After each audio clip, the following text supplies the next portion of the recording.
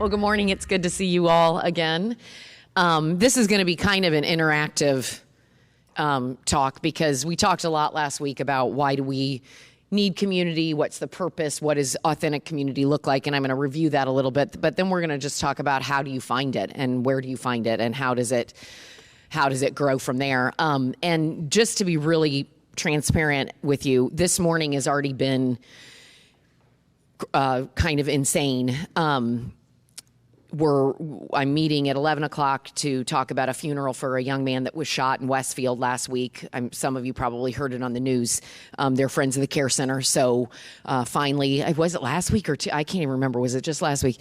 Anyway, so we're going to sit and talk about that at 11 o'clock, and then got a call, 3 texts and 2 emails this morning about another man, older gentleman that's been part of Grace that passed away very suddenly, got very sick and passed away last night. So now we need to figure out if we can do a memorial on Sunday afternoon in this room for him.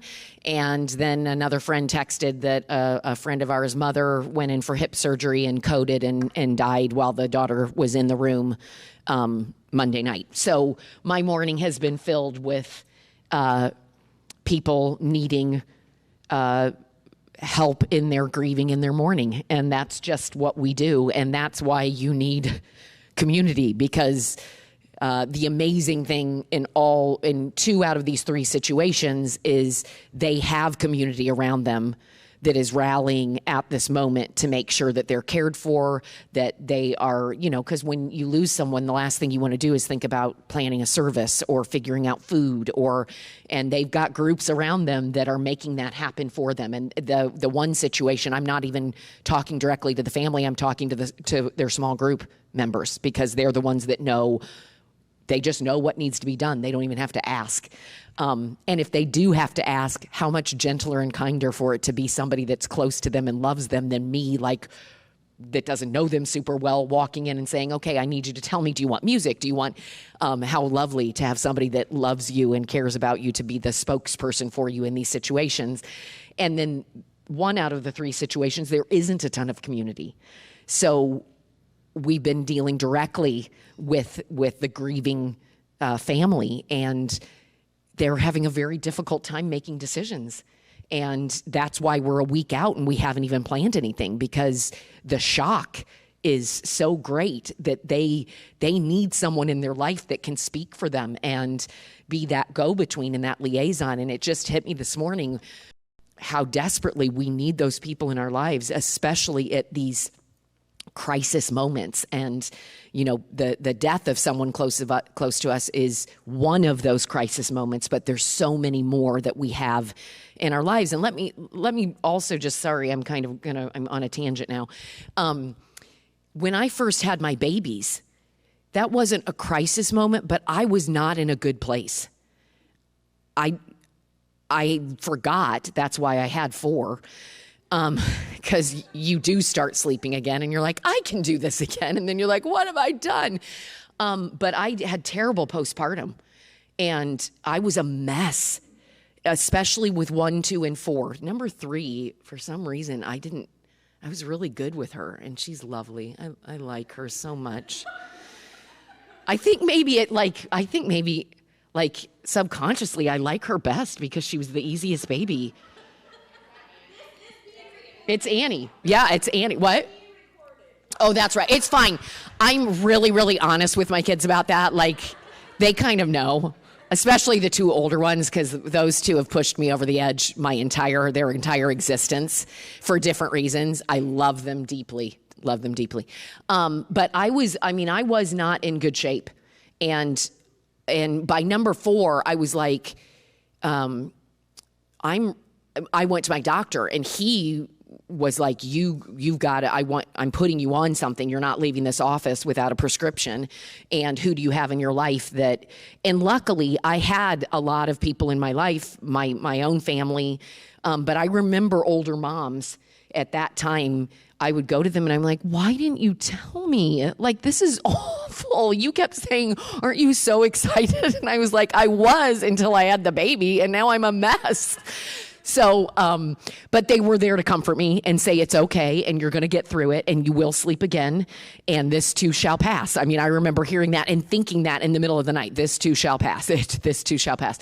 So I'm just thinking this morning about those moments in life where you need somebody that knows what you need before you even know you need it. And that's what community is. And that's what true, authentic, beautiful community is. And that, like we talked about last week, why do we need it? Because we're created for it.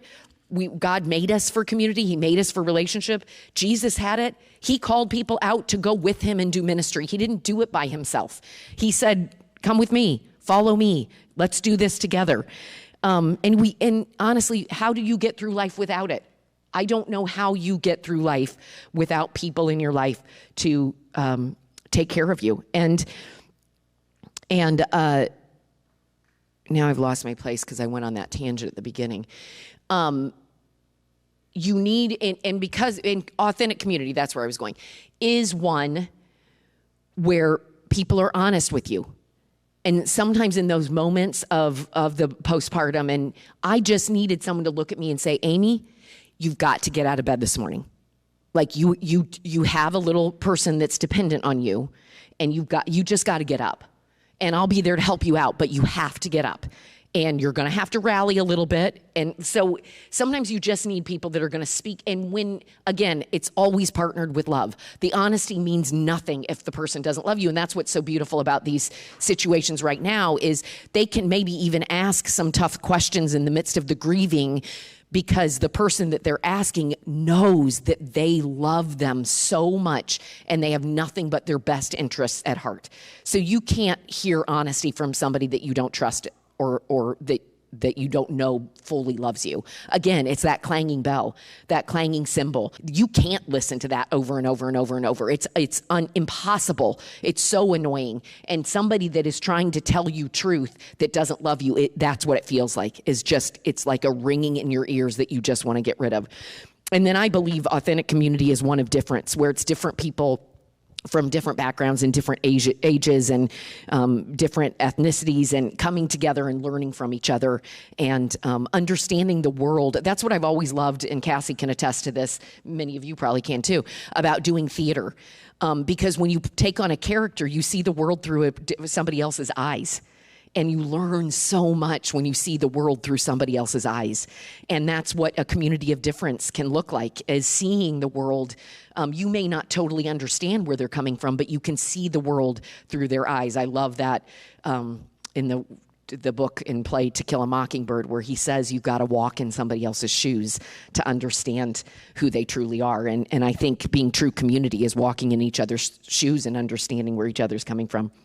So in community life, I talked about our vision is providing every person at Grace a spiritual family through intergenerational connection and community.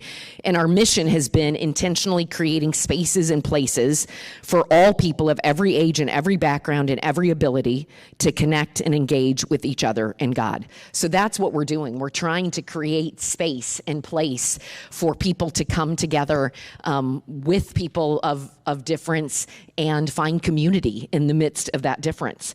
And it's a work in progress. Like, this isn't an easy thing. It isn't easy to connect. And we were just talking, Brooke and Linda and I were just talking even about, the intergenerational piece. Like, when you're at different stages of life, it's way easier to get together, when your kids are maybe out of the house than it is when you've got kids in the house and you've got 50 million activities, or you've got a baby that needs to take a nap. So it takes work, and it takes intentionality, and it takes effort to be in community with people that are different from you in all sorts of ways. Even just stage of life can make it different, or difficult. So you've got to be intentional about it. So I wanted to ask you, and you can say it out loud, or you can just think about it internally. Can you think of an older woman, depending on, it doesn't matter what age you are, of an older woman or somebody more experienced in life that has impacted your life?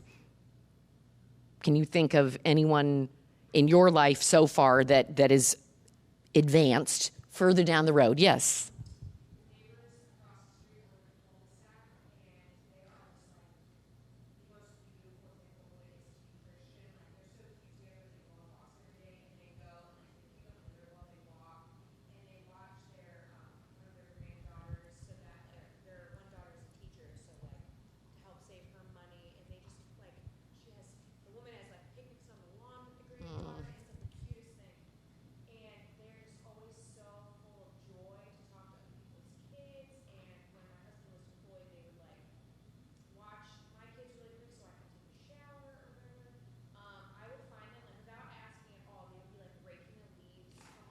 That's awesome.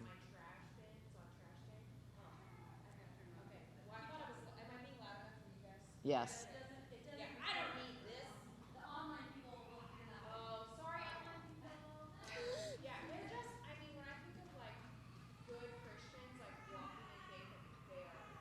Yeah. Yeah. That's awesome. I love that. Anyone else want to share out loud? You don't have to, but if you do, an older woman, couple, it could be Brooke.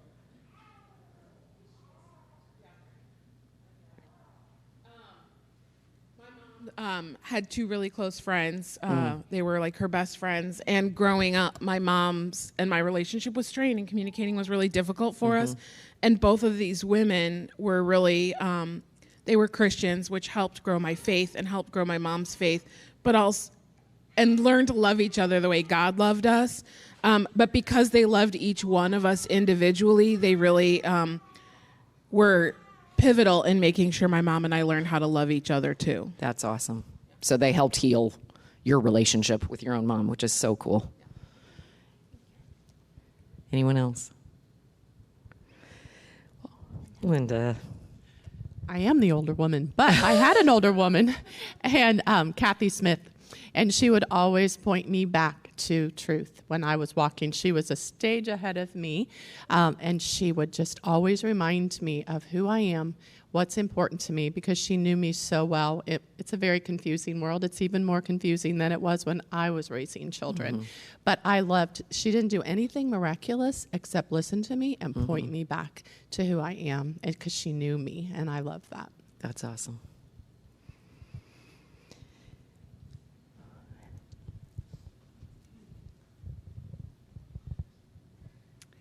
Hopefully I don't wake him up. But in the early years of my marriage, it was really bad and unhealthy and kind of a toxic situation. And I had an older lady. She was the wife of my husband's football coach from college. And so she would every week on Wednesdays make me a meal. So I would come straight from teaching, go to her house. She'd make me a meal. She'd make me prayer cards. We would do a Bible study together.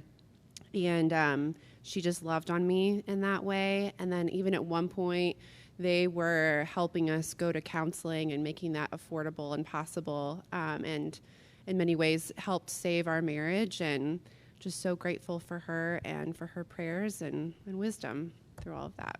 That's beautiful. That's incredible.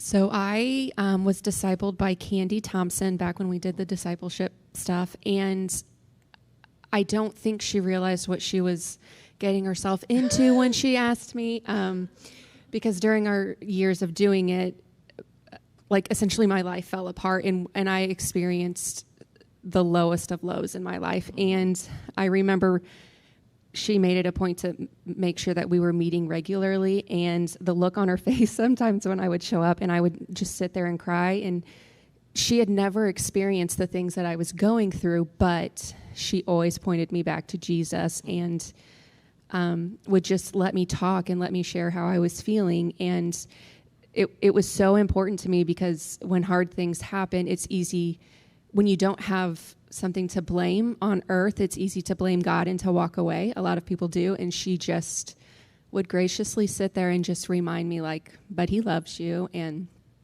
always point me back to him. So that's awesome. I'm listening and bringing up some awesome women that I know too. I had some time to think about it. So my mom and grandma were amazing forces in their own right, very different from each other, but they both impacted my life. And it's interesting, Brooke, that you brought that up about your mom's friends, because I met my best friend when I was 4 and she was 3. Our yards backed up to each other. And her mom was kind of like a second mom to me, but very different than my mom, very different. And she was a very, very godly woman, was a leader at Bible Study Fellowship for years and years and years, and always in the Word, always, just really sound in her faith. And as I grew older, I really grew to appreciate that even more, in some of her words of wisdom. And it was interesting when they made the decision about women in leadership at Grace about 6 years ago, she didn't attend Grace, this mom of my friend, and she wasn't totally on board with that whole decision. She wasn't sure that was a biblical thing to do, to allow women to speak, to preach, to, all those kinds of things. But she showed up every single time I spoke at Grace. And almost every time would send me a note, a handwritten note afterwards to tell me how much God was using me. And that was so impactful. And she had such a huge impact on my life and my spiritual life. And much of her countenance and like her demeanor was something that I wanted to be like, because it was very calm and peaceful, and I'm not really doing very good with that, but she was definitely somebody that and then other women that I just wanted to be like. Catherine Bell, I don't know if anybody knows David Bell's mom. Catherine is another one of those just godly like women that I just look at and think, okay, if I could just be half or like a fourth of the woman that Catherine is. So the next question, and this might be a little bit harder, is there a younger woman in your life that has had an impact on you? Is there somebody that's a few steps behind you or a few years younger than you that has had some kind of impact on your life? That might be a little hard. I can always count on you. So my nanny is only 2 years younger than me, but she ended up divorced, and she just adores kids. And so in that sense, she's like behind me, where she hasn't gotten to have her own kids yet. And I just like knew she was the one after I'd been through 2 other nannies, and she came over and she was laughing with my kids, and just, she takes so much joy in kids in general. And she's so patient and kind the way she talks to them. I'm like, you're a better mother than I am. Thank God they have you, like, in their lives. I'm so blessed to have her. And like literally anytime I need help, I'm like, can you stay late? Can you babysit? Just come hang out with me as a friend, please. Like, she's there. I mean, our neighbors the other day were like, you're here a lot. And she was like, uh-huh. So she's great.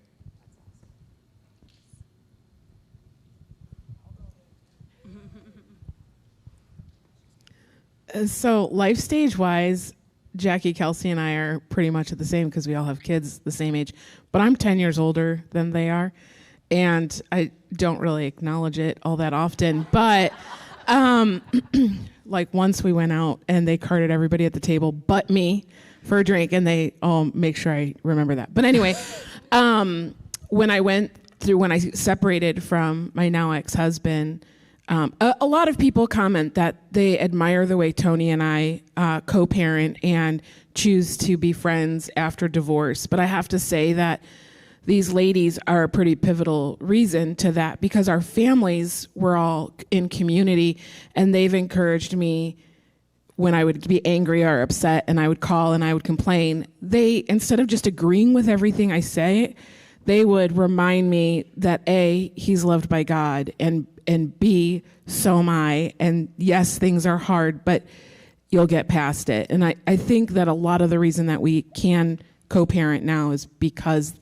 of their determination to make sure that we all still were a community. That's great.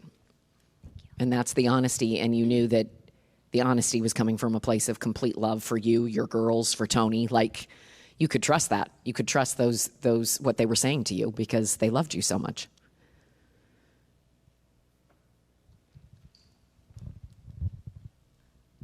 One of my dear friends I brought last night to this women's thing, I didn't bring her. I just made that call that you make every once in a while in life, like, hey, you want to go to this study again? We both were really busy. But I met her in Real Moms over 20 years ago, and when I look at our lives, I can't think of one thing that would have brought us together but Real Moms. Mm-hmm. Our kids were different sex, different schools, didn't know each other. And she has been somebody I can turn to and go to and just ramble on, and she's so wise and kind, and she loves me, and I know that it's from a very authentic place. And interestingly, a discipleship I had relationship too with a younger gal that I met through Real Moms. I honestly think she did more for me in that relationship than I ever did for her. And that is just true God's blessing. Yeah. Yeah, the way of discipleship, that was a program that we used for several years. I think that was really true of way of discipleship, that you would ask to mentor someone, or they would ask to be mentored, and then all of a sudden you're like, or go through discipleship, and all of a sudden you're like, oh wow, I gained so much more from that than I gave. It's a cool program that is, I think, something that we will reinstitute, and it's something that could happen, and something I'll talk about here in a minute, that could happen without even a program. I mean, it's something you could do, and I think it's really valuable. I had some time to think about this too. So obviously my own, again, family, my own girls, the older they get, they impact very much the way I view the world, and they have better ideas a lot than I do. They research things more than I do, and like they've informed much of who I am.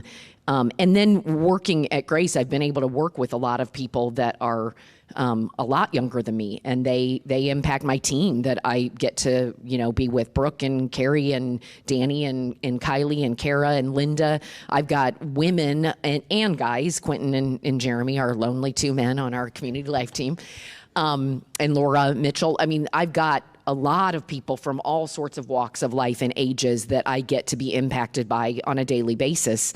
That's what's so cool about ministry, is that it is bringing people of all different backgrounds together. And then people that I've done ministry with for many years. Cassie has had a huge impact on my life, and I've learned much from her in our many, many years of doing life together and drama together. And there are many people on our team through the years that have impacted me in various ways, that are either behind me in the stage of life or behind me in age, which I'm finding that, when you see a celebrity on TV and you're like, oh my gosh, they're younger than I am. Like, I always think they're older than me, and I'm like, wait a minute, so-and-so's 47? What is happening? So all of a sudden, like, I'm older. I'm older than everyone. Whatever. Okay. And then I want you to think just for a minute about whose life have you impacted? And you don't have to share that, because that always feels weird. Like, oh, I think I really did a great job impacting so-and-so's life. But just think for a second, who, older or younger, in your world do you feel like you have impacted, you're currently impacting, or maybe that you would love to have a relationship, a deeper relationship with? So you can just take a second to think about that.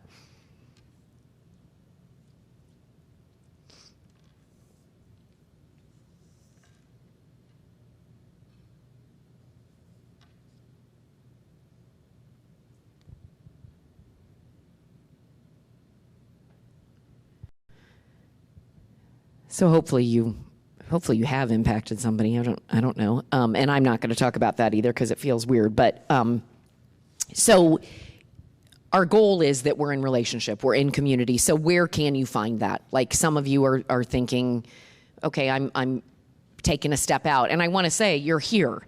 So clearly you want this, and this is a great place. As you heard Brooke say, one of her a great relationship that she formed at Real Moms many years ago. And that is still going strong to this day. Like, there are relationships that you're forming in this group right now that in 10, 15, 20 years will still be relationships that you're in. So you're doing it by coming here. We have so many different areas that you could be a part of. We have Rooted, which it was interesting. You do a program for a while and you're like, does this really have the impact? And last night they were doing the Strongholds Week, where you talk about the things in your life that are really, you're struggling to get rid of. And that's an intense week. And so there was a group of guys that finished up, because they do men and women split up for that week. And the guys were leaving at 9:00. Finally, I had Lolly. If any of you know Lolly, Lolly went in to ask if they turned the lights out when they left, because we were afraid they were never going to leave. And we didn't want to be rude about it, but Lolly and I were like, we're never getting out of this building. So they went like at 40 minutes. These guys went 40 minutes longer than they were supposed to. And as they're walking out, the one guy who is younger, and he was like, yeah, I think I'm going to do Rooted again. Like, he is just, the impact that it has had on his life. He's like, I think if I did it again, I'd get even more. And this is like, he's not even halfway through the first session. And I said, well, maybe you'll be ready to lead it next time. And he was like, oh, I don't know about that. And I said, you know what? You don't have to have it all together to lead it. If that were the case, we would have no rooted groups. But I tend to think, oh, we've been doing rooted for a while. No, it's a hugely impactful 10-week study. And what you go through with those people really bonds you together. Even if you ended up not going on and becoming a life group, your connection to those people will be a lifelong connection.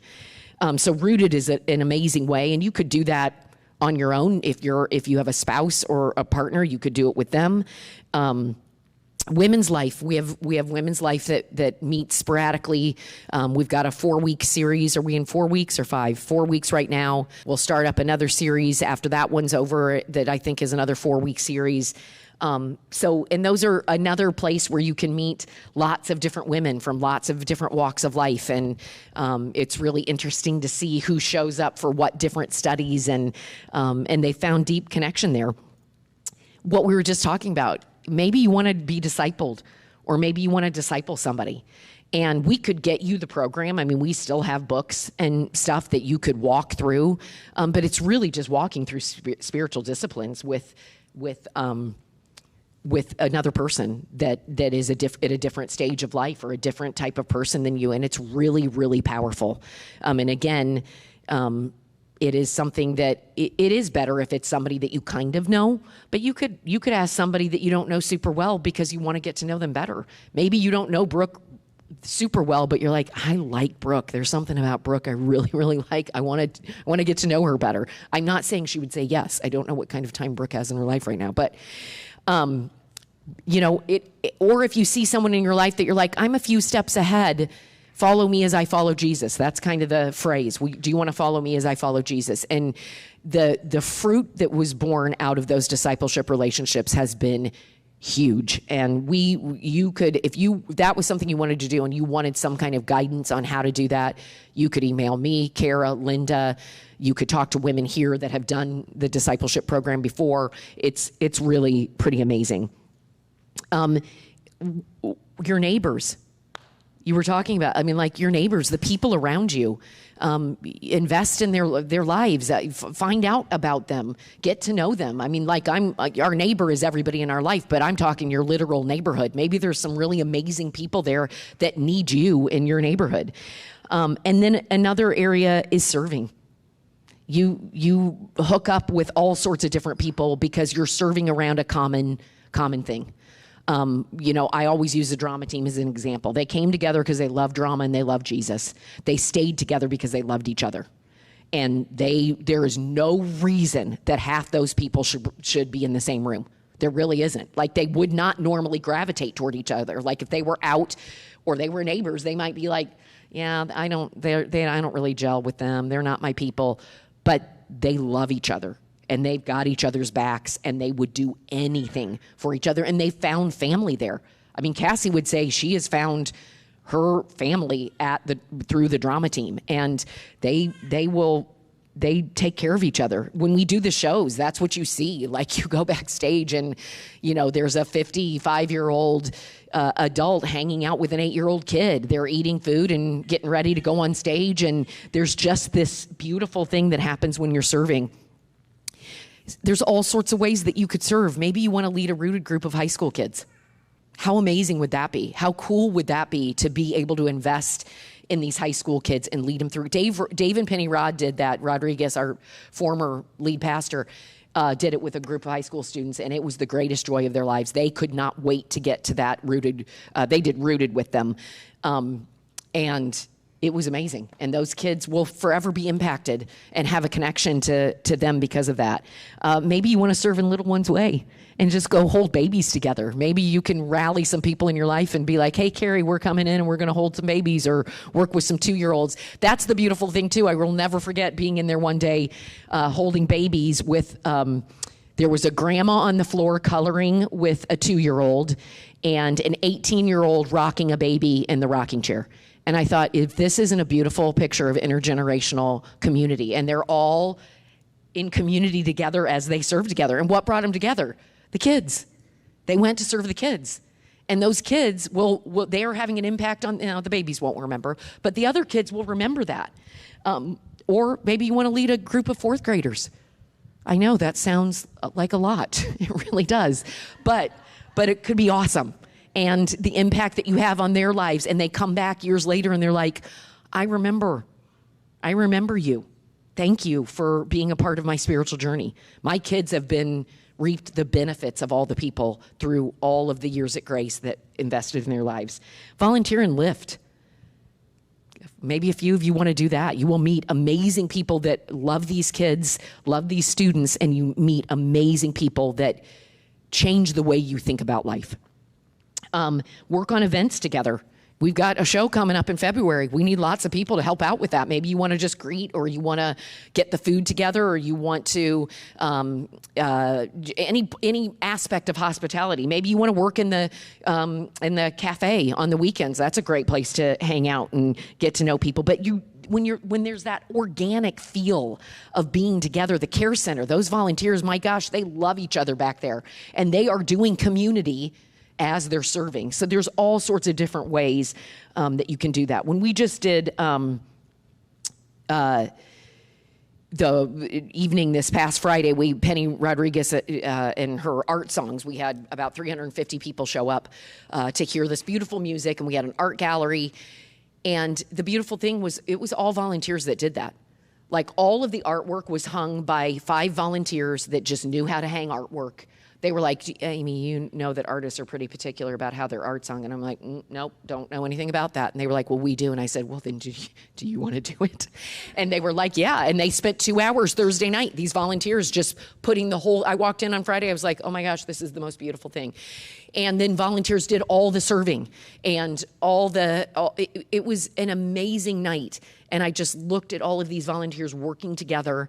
Again, different walks of life, different stages of life, but in community because they're serving together. So serving is another huge, huge way that you can find community.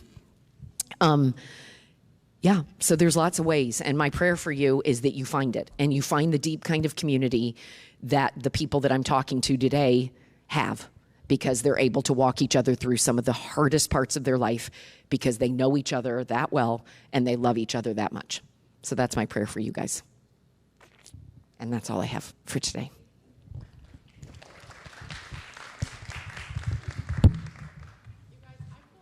Thanks for watching, but don't stop there. We want you to find community at Grace Church, and the first step in doing that is going to gracechurch.us/hub. There you'll find other sermons, details about upcoming events, and other important announcements. And make sure you subscribe to our channel so you don't miss out when we post something new. Thanks again for watching. We'll see you next time.